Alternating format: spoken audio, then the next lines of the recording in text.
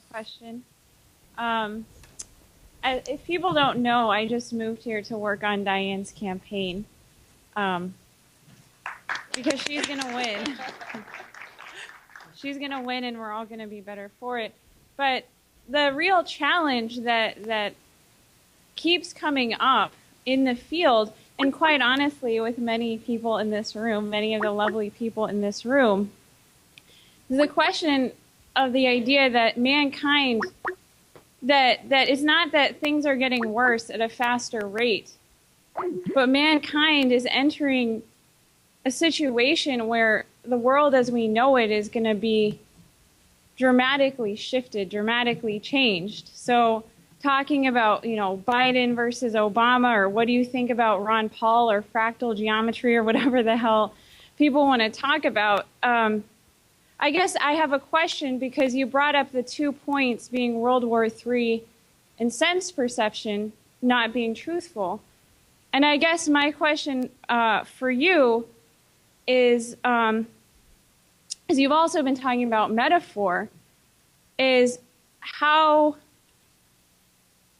can we really, because it seems like this is what the organizing is really about, is to give people a sense that there's a whole new world that they're going to be in, and we're going to lead it, and you can't see it.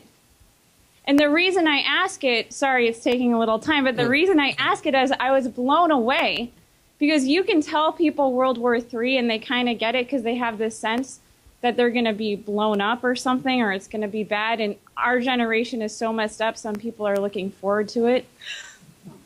But the thing that blew me away is a lot of people in this room and that you talk to in the field, they're more scared that we might not get World War III, that we might get Obama out, we might get Glass-Steagall, and then you have a revolution.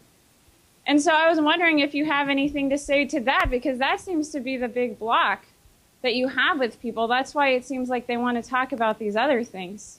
Because that's their question of imagination. Well, actually, the problem is they're cowardly. And in many cases, they're induced to be cowardly because they don't see the organizable forces being pulled together which are needed to do what is absolutely necessary. And you find most politicians are wimps when it comes to facing reality. And most citizens, because they see the politicians are wimps, they decide to become wimps too. They may become very angry, but angry to no purpose.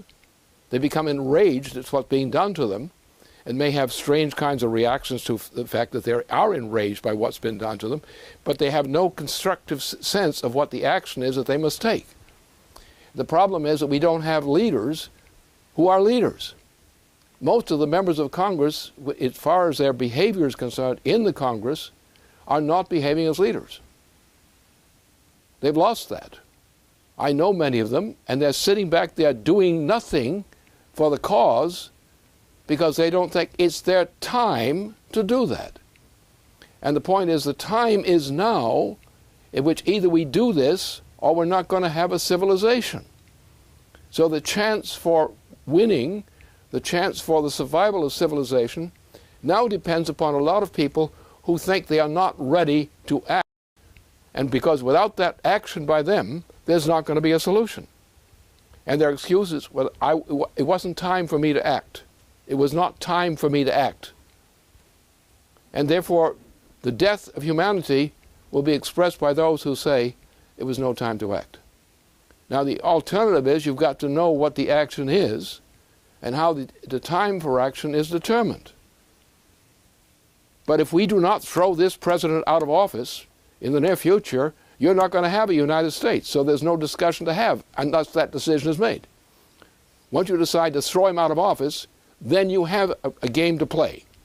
If you don't throw him out of office, kiss the United States goodbye while you can, because you won't have one if he remains in office. And that's a fact. All the arguments to the contrary are absolute nonsense. There is no fact out there which justifies not throwing him out of office now. And you won't have a United States and you won't have a nation unless you do. And that's the question. Who's got the guts to do what is necessary?